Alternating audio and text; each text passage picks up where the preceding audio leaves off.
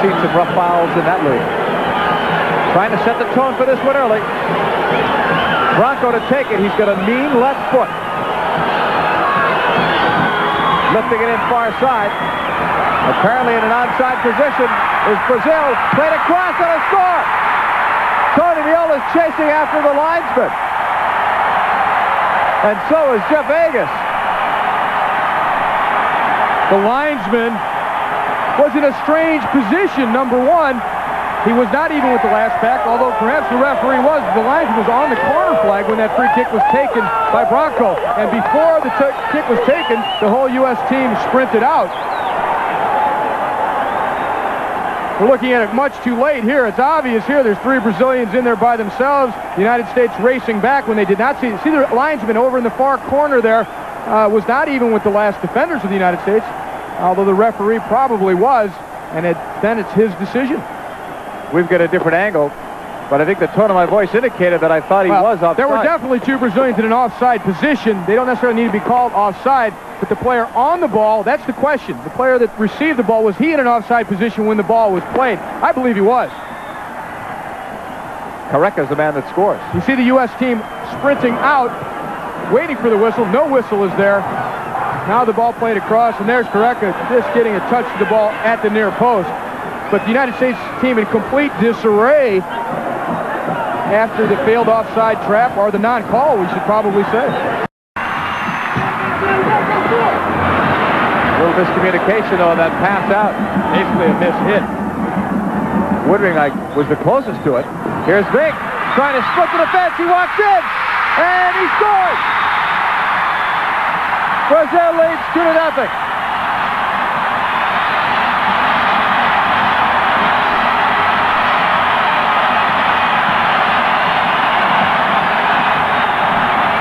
Luis Carlos Vink has shown us that he's not afraid to come forward in the attack. That's the 4th or 5th time he's come forward and looked dangerous. This time it's just unfortunate because if Meola ends up more or less paying for his own mistake, he had given up possession with the missed kick. Vink streaking in behind, wins the race to the ball, slots it past Tony Meola, who could not get there in time.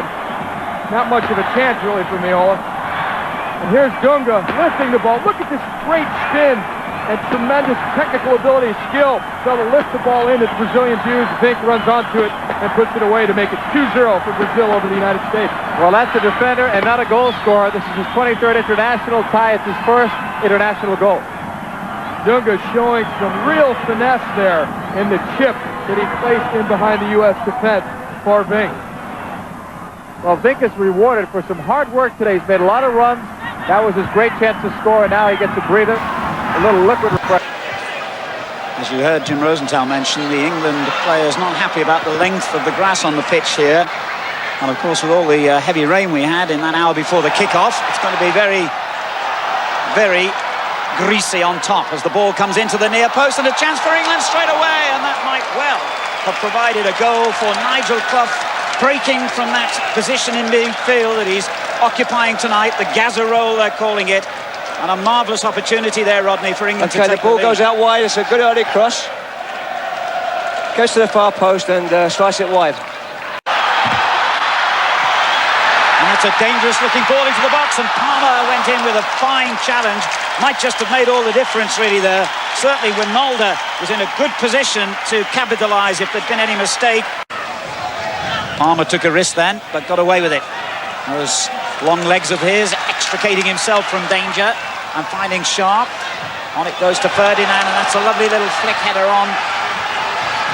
And the curl shot was a terrific effort from John Barnes, and I think it's Insline injured. Ferdinand, in fact, as he went up to win that high ball, which brought about the opportunity there for Barnes. He obviously just caught his ankle and landed awkwardly on it. Opportunity there, Rodney, for John Barnes. Yes, we talked earlier about Doyle marking Ferdinand, and Ferdinand really has given him all sorts of problems at the moment. Graham Taylor, when he announced his team, said that he was going to play Barnes up front with Ferdinand, and so far that's exactly what's happened. Here goes Wegerle. Oh, that's lovely skill. And not a bad ball forward to Dooley. Chris Woods to England's rescue then. Dooley made a terrific break from midfield and it was the skill of Wegley that set up the opening. Yeah, Roy Wegley has got this ability that he's got a lovely touch on the ball, and he threads a lovely ball through there, and I'm surprised that Dooley pulled out of that one. Parks. Way forward by Lapper. Little layoff by Wegley was a lovely one, and now England again finding as the Americans pull players to two sides of the field, the gaps start to open up, and there's a chance here for Wegley, and it was whipped off his toe as he was threatening to shoot, but America's still looking dangerous. And it goes in deep, and once again England stretch, and Ramos takes it back, and it's a goal!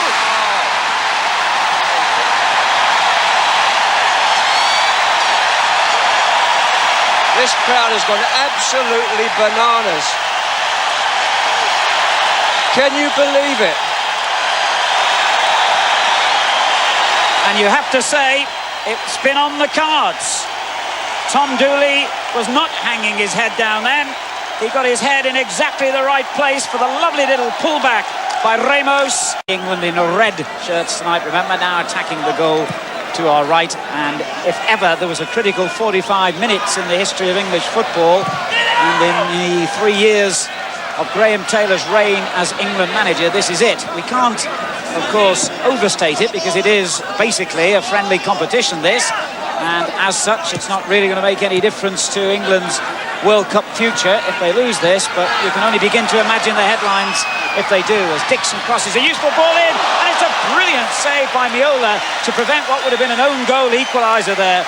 He really did take off. That was superbly agile goalkeeping, and England so unlucky not to get back on level terms. As Clavijo plays a good ball in, Wegley takes it well on the chest. Great challenge, and Pallister's interception saves England another embarrassing moment. Wegley took it beautifully on the chest and was poised to wrap that ball in when Pallister came to England's rescue. There you see again, Palmer and Pallister getting caught, nobody marking Wegley. Got Dixon to the right, we got Wright ahead of him. Sharp, the player in possession, looks for Ian Wright. He tried to find him again, but Armstrong hooks it clear, only as far as Instow. Good run here by the England captain, but the layoff wasn't so good. And then Dooley runs into trouble, and it breaks here to Clough. Chance for England.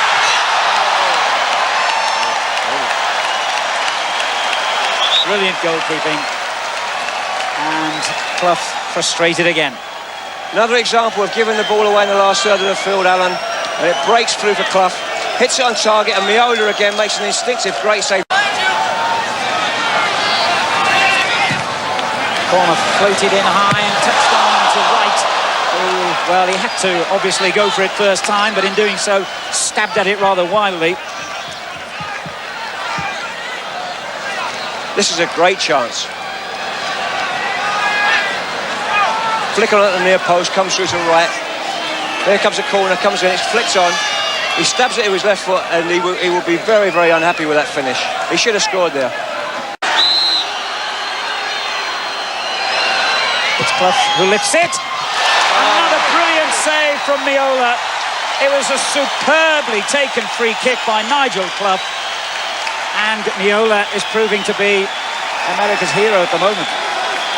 The All-American boy. It's a great free kick going right in the corner. What a tremendous save by Meola. I noticed Teddy Sheringham getting ready to come on for England. And now they need one of his goals at the moment. And the pressure again here from Stewart. He breaks clear. It's a brilliant tackle. An absolute lifesaver. And Stewart then, for a moment, must have saw the pages of history opening up for him. This is a last-ditch tackle that really is going to save a lot of embarrassment on the England bench. It's a brilliantly timed tackle. Not to give away a penalty as well, because it could have been a penalty kick.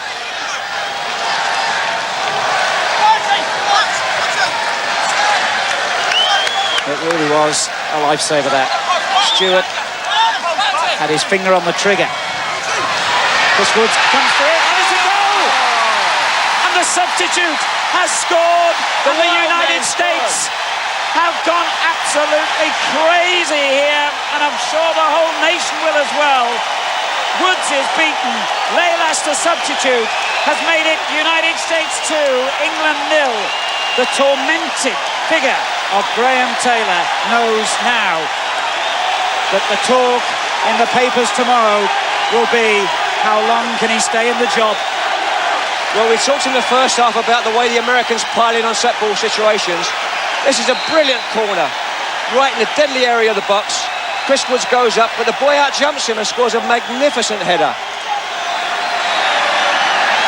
And Graham Taylor may be looking at his epitaph. Adverse weather in Washington. Others lose the pictures. Adverse conditions all over the pitch here have made England lose their pride and lose any shape in this performance. And one of the great disasters for English football is on the make here. Another brilliant save by Miola denies us even the consolation of a goal from Ian Wright. This man has been a hero for America tonight. No doubt about it. He's been absolutely magnificent in the second half. Right turns, gets a great shot off. What does Graham Taylor do next? How many more new faces can you bring in? How more often can you change the tactics? How much more can you change the personnel? Where do England go from here? Those and a dozen more questions will be asked, I'm sure, many times in the ensuing months. England could get a goal back here with Wright, though. Viola's done it again. I don't think this guy's going to be beaten tonight. I really don't. If one of the best strikers in English football can't beat him, what hope is there for Graham Taylor and England? What a performance by Miola, Rodney. If Casey Keller's a number one, then Miola must be something, because he's been absolutely magnificent tonight. Celebrations will go on long into the night here in Boston, I'm sure. And in Sheffield as well, will lead them as he whips the free kick in, and Alistair is forced to concede one last corner. And back home, the newspapers will be sharpening their pencils and sharpening the knives for this man. It's all over. We'll see. Frei, glänzend gespielt auf Leyendas. Und Eigentor noch fabriziert von Helmer, aber Luisinho war der Mann, der zuletzt dran war. Und die verdiente Führung für die Brasilianer. Ausgangspunkt, wie von uns von der ersten Minute an geschildert. Dungas Pass, dann Eli Welton.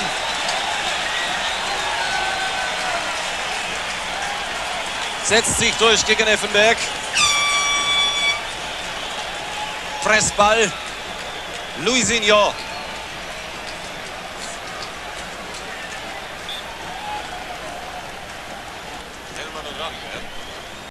Erneut Achillesferse der deutschen Fußballnationalmannschaft. Denn Helmer war hier nur zur Aushilfe tätig, als Aushilfskellner. Das ist richtig, aber er braucht gar nicht so hingehen, wie er hingeht, weil was kann er machen? Er hätte ihn im Zweifelsfall ausgespielt, aber nichts wäre passiert. Er wäre ja an der Außenlinie gewesen.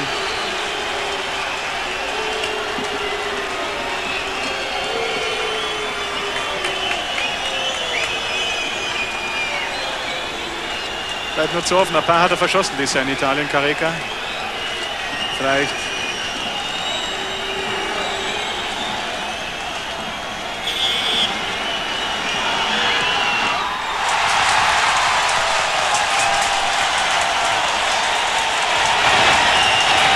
Tja, wir hatten uns zwar sehr häufig als Zwischenschnitt heute die brasilianischen Damen auf den Rängen gewünscht, aber nicht aus solchem Anlass.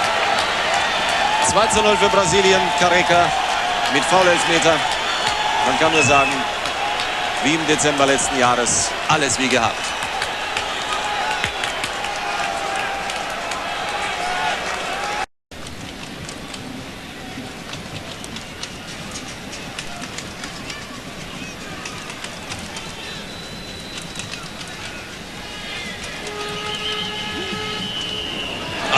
Sensationell gespielt von Careca. Und erneut Luisinho. Aber was für ein Pass von Careca. Fantastisch. Zuckerwatte war dieser Pass. Und Luisinho erneut wie schon zu 60% beim ersten Treffer. Torschütze zum 3:0. Aber was für ein Pass. Mit einem lockeren Außenriss Schlenzer, Marke, Beckenbauer. Die gesamte deutsche Hintermannschaft ausmanövriert. Nächster für die WM.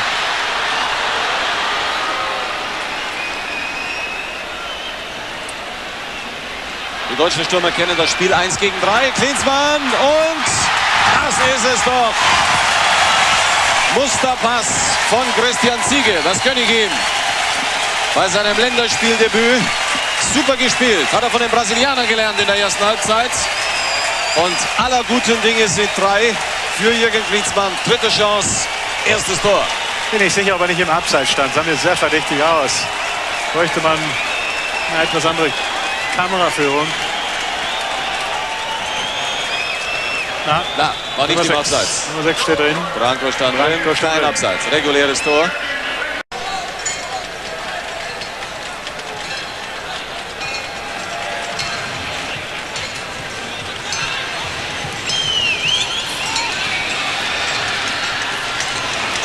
Schulz.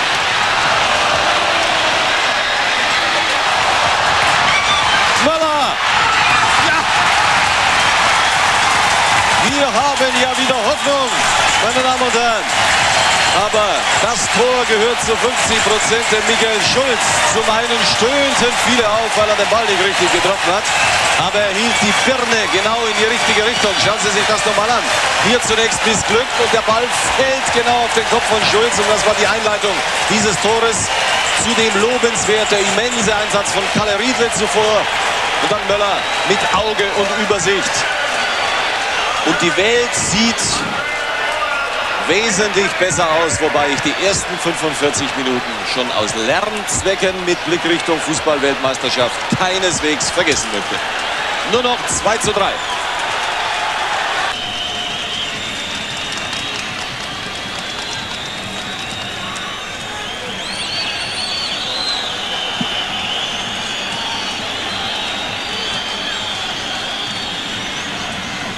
Und Klinsmann! Ausgleich! Ausgleichstreffer!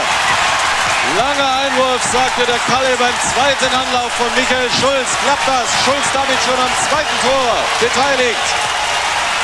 Taffarel erneut mit immensen Schwächen. Totaler Blackout beim brasilianischen Keeper. Die Hintermannschaft nicht im Bilde und in allerletzter Sekunde. Jürgen Klinsmann, dem ich das ganz besonders gönne, denn was hat er für ein Arbeitspensum hier runtergespult und wie unglücklich mit 2 vergebenen Möglichkeiten begann er dieses Spiel. Und mit einem Lob von Jürgen Klinsmann wird dieses Spiel in der 91. Minute mit dem Ergebnis voraussichtlich beendet, dass da tatsächlich schon eine halbe Stunde zuvor an der Anzeigetafel stand. Tja, wer hätte das gedacht? Wir nicht. Aber ich glaube, Sie auch nicht, liebe Zuschauer. Eine Halbzeit lang Leerfilm, dann fast 20 Minuten gar nichts und dann Hoffnung für die Zukunft.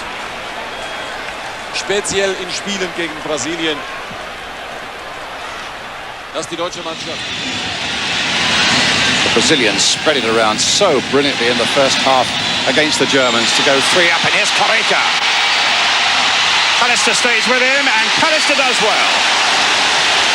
Great play there by the Manchester United defender.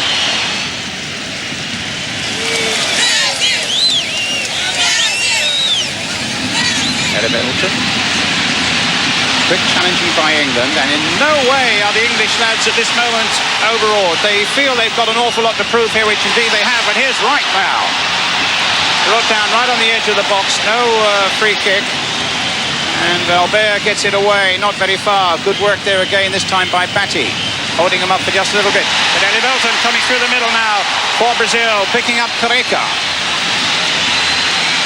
Cousinho, there might be a possibility here. Rise there as well. Good work by Flowers for England. But where was that marking on the far side? That the Brazilian captain, Rai, was right through there. England caught out disastrously. And in fact, the Brazilian really didn't get a strong touch on this one, Rai. And enough for Tim Flowers to get down.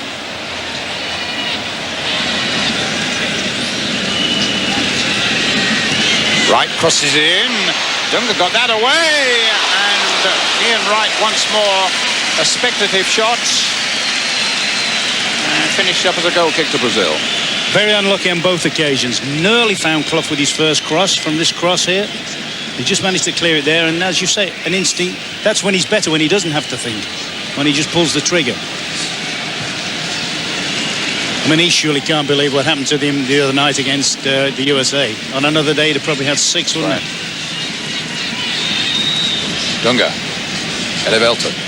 Dunga. Come forward again. They look for Kareka. He's always there, but this time Walker was nicely positioned for England. Cafu coming through there.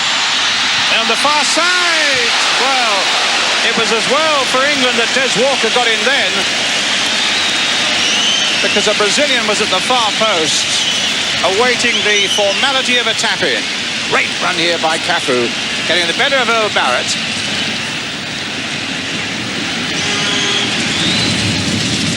The drums are really beating out of rhythm here now.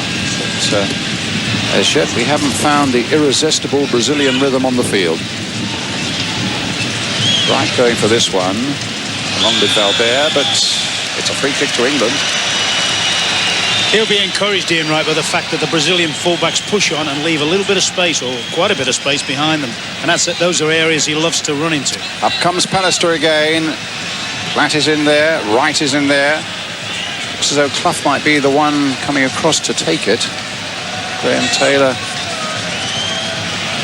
on the bench looking now to see whether England can get this vital breakthrough early in the second half. Still 0-0. Clough dipping it in.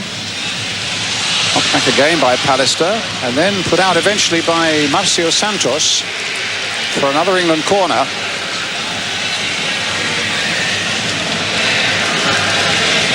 Lee Sharp will take this one.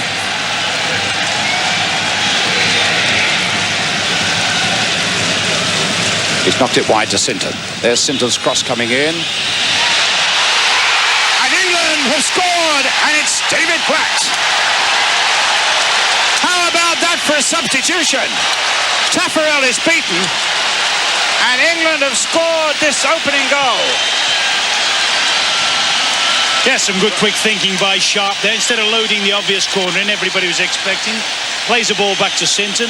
Sinton just flights the ball into the mixer there. Platt doing what he is good, gets good leverage there, gets a decent header on it, but the goalie thinks that one's going wide. Taffarel. But you know, isn't it about time England had a little bit of luck? I mean, it's a decent header, but I think surprise is the biggest element for Taffarel there. Right. Marinho. Foul this time by Paul Ince, who claims it was a dive. Referee won't have any of it. The free kick's already taken. Valdez in there now with a great chance for Brazil. And good work by Tim Fleurs. Valdez throws his eyes to the sky, thought he'd got the equaliser there, and there's still work to be done for England. The ball crossed in again. Jorginho's got a powerful shot on him. Knocks it in this time, and Ince quite comfortably gets it away. Well, I think that was great justice for England, and full marks to Tim Flowers. That won't have done his confidence any harm. Elevelton. Oh, he tricked his man well. He tricked Palmer well there, and he got a play from Barrett too, but the central defenders were there. Pallister. A corner then for Brazil. He's having one of those games today, isn't he, Pallister? He's timing his tackles well. He seems to be in the right place at the right time, and he's been a giant for the team. Rise in there. Kareka's in there. Marcio Santos has come up again from the back. And it's got in there. It's an equaliser for Brazil. And Marcio Santos has made it 1-1.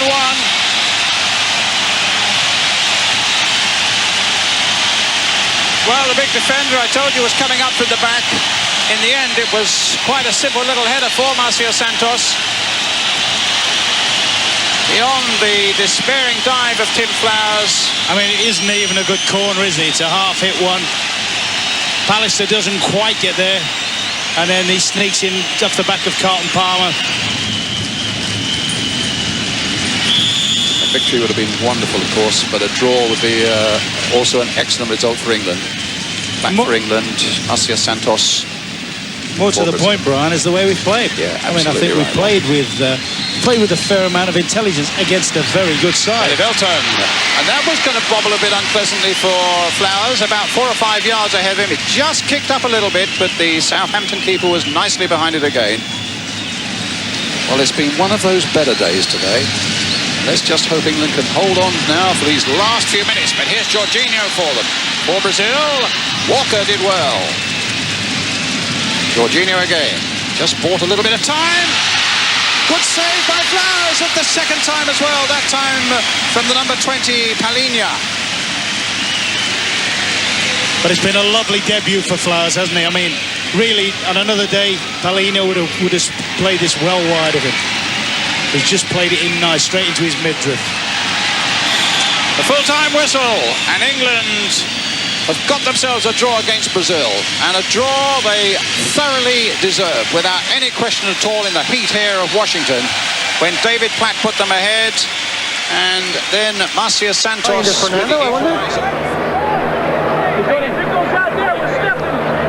Mateus to take the corner.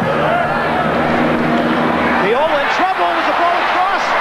Oh! It looked like it was in, and it is. It's a goal. A goal for Germany off the corner kick. I don't know, Rick. I think Tony Meola may have been impeded going for this ball or ran into Schultz, but he didn't get to it, and I think it was really his ball. Let's take a look. I think Tony simply misjudges this ball because it goes over his head, and now he's off the line. He's helpless. Ball deflects off of a couple of players, gets in past the goal line. The way the rule is that once the ball has crossed the line or crossed the plane that exists with the line there, it is in fact a goal. It was right on the line. It looked like it. Klinsmann, Jurgen Klinsmann, now with his third goal in 2 games, puts Germany temperature of Washington last Thursday. So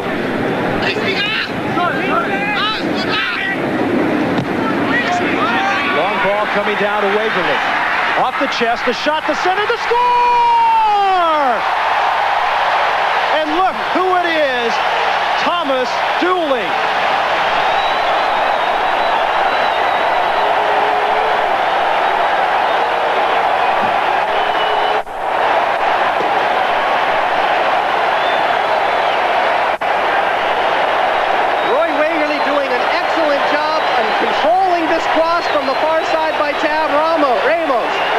Controlling the ball, turns like goal scorers do to shoot the ball at the goal. His shot is errant, but goes across the mouth of the goal for Thomas Dooley to redirect.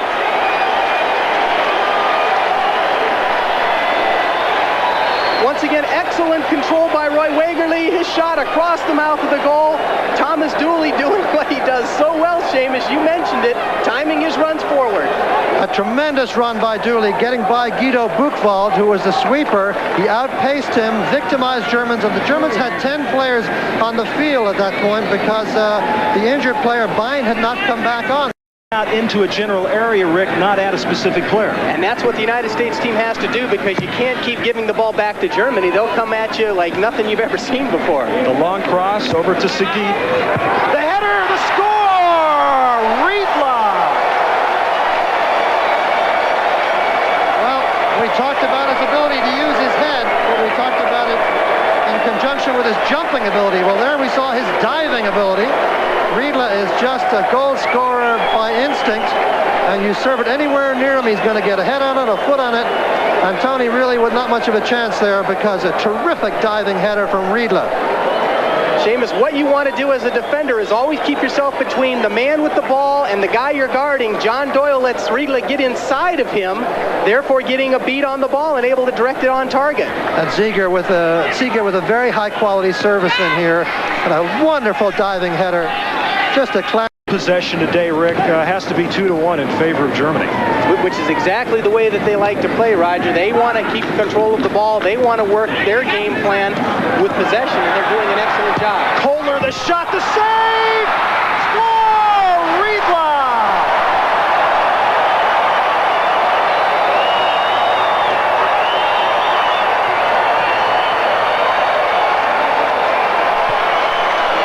What a blast from outside that set that one up.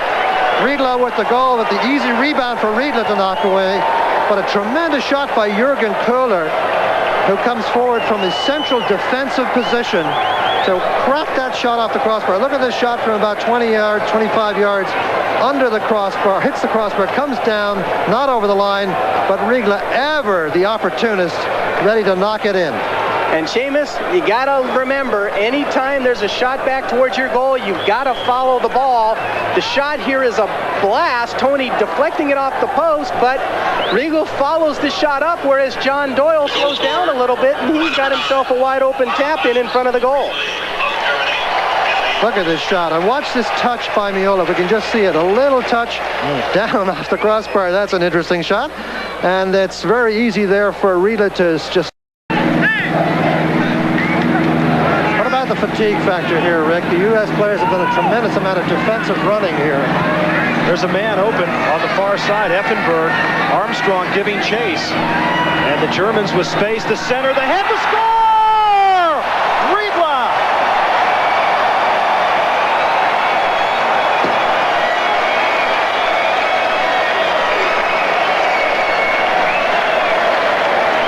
Well, if you're going to be able to execute like that, defenders have got to be a little bit more controlled about their runs and their tackles and so forth. Miola had really no chance there.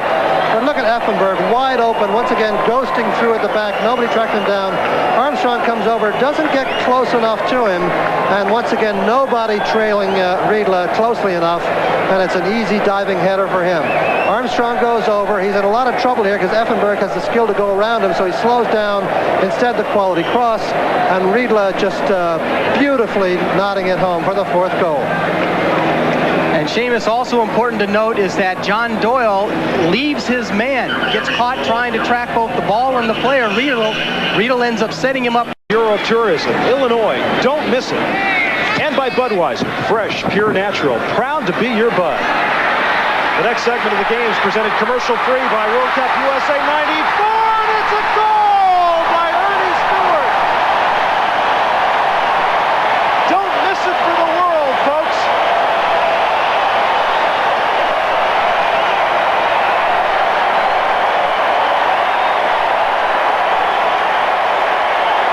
Ernie Stewart with his first goal in international play.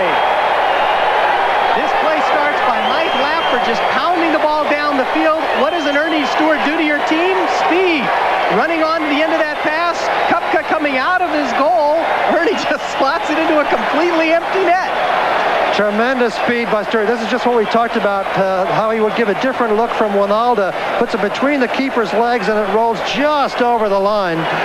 But that's why Ernie Stewart is such an exciting addition, and frankly, very often a greater sub than a starter, because he's the kind of guy who really surprises you coming in off the bench. Great ball from Lapper, but a superb run by Stewart, very composed, which you got to have that composure, and just nudging it over the line there.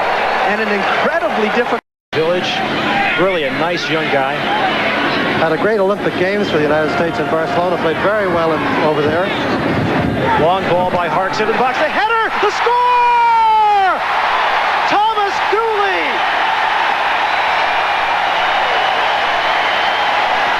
Unbelievable. Kepka says it didn't go in, but it sure did go in. What a day for Dooley. You know, Roger, the German press at halftime were saying the final score will be 5-1. Now the chant, USA. John Harks on the cross here. He plays it just long towards the back end of the goal.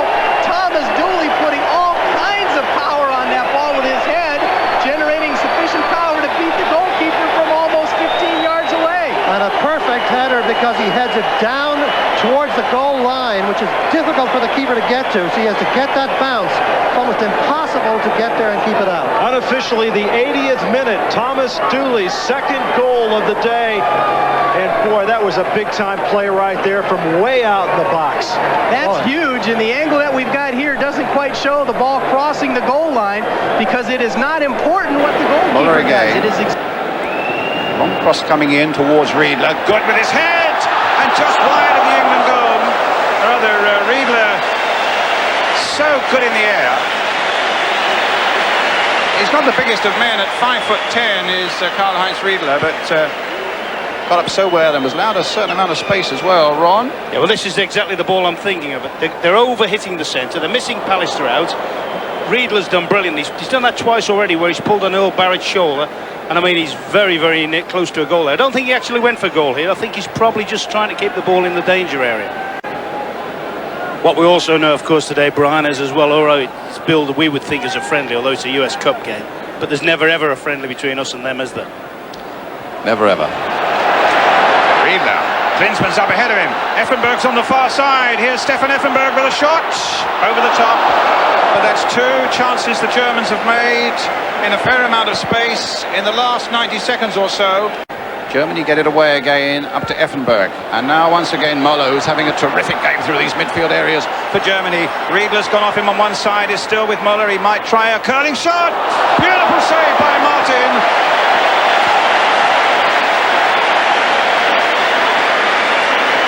But great attacking by the Germans. Barnes into Platt. 25 minutes gone, 0-0. Nigel Clough.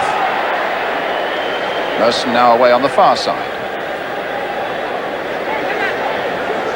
He gets to Platt, and just over the German crossbar from David Platt. A little jump at the end of his run there showed that he was annoyed with himself because he'd worked a wonderful position and a good cross in and a clear header. It was a much more difficult header that he scored with against Brazil, but yes, I mean, but this is David Platt at his best. Forget the finish. I'm not talking about the finish. The timing of the run from midfield. I'd like to see him doing that an awful lot more against these, because I think he get to exploit the sweeper. He's just got too much on it, actually. I think they were looking for a bit of an offside on Platt as well, but he timed his run brilliantly there. And as you say, the thing is usually excellent, that he hasn't done. here's Matthäus. The little chip for him. It's Effenberg. He's released here.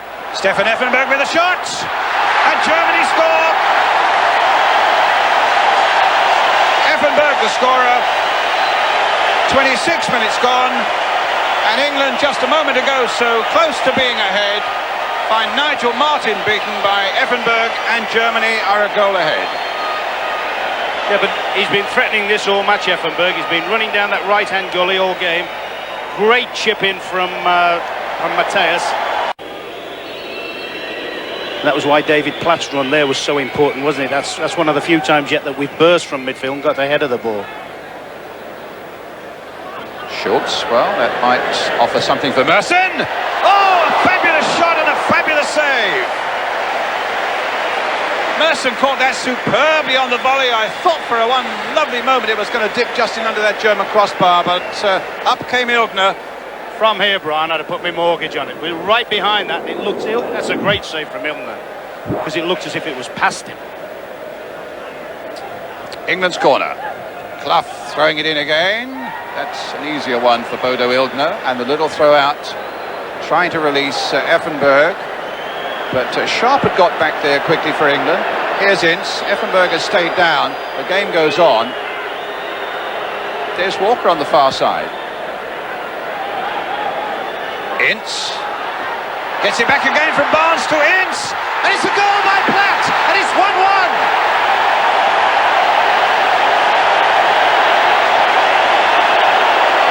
Super move by England, thoroughly deserving a goal, and David Platt once again right on the end of it. Some excellent work by Ince, but teamwork from first to last. Ince's ball, Platt's finish, and England level. I think that might be the best goal England have scored during Graham Taylor's reign. Some delightful passing led up to two great 1-2s with Ince. And here he just measures the ball across the face of the goal, and David Platt doing and atoning for what he should have done earlier, but doing what is the best in the England team at, arriving in the box. Absolutely ripped the German defence apart. A wonderful goal for England. Barnes again, trying to hit a ball through for Merson, and also for Clough in there. Buchwald for Germany gets it away up towards Effenberg. Barnes again with a header, finding Paul Merson with it. Merson in turn finding Paul Ince. Ince from long range maybe. He's got to find a yard first. He finds that yard and is pushed away well again by Bodo Ilgner. A ferocious shot there from the England midfield man. Yes, good positive play. He's looking here actually for an outlet. He's looking to pass this off, realises he's not got one and says, I'll go myself. And as you say, Ilner's made a very, very good block on that. So corner for England. It's with Barnes. It's with Sinton, and down at the post again goes Ilkner.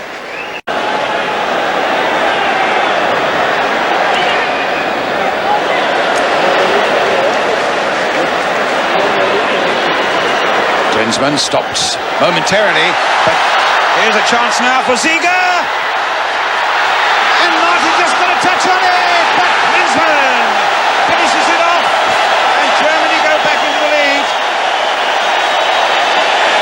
Nigel Martin just got a hand to that shot of Ziege's, and for a moment it looked as though England was safe, but that vulture of vultures, Klinsmann, was in there, and it became a formality. Just got a touch there, but here's Klinsmann arriving.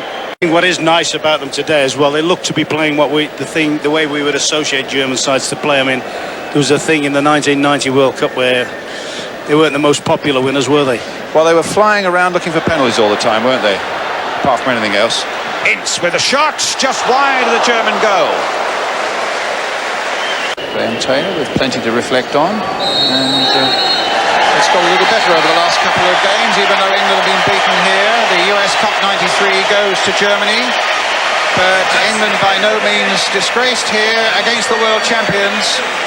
Klinsmann having scored the winner for Germany, with Effenberg having put Germany ahead after 26 minutes. After 31, a delightful English move provided the equaliser for David.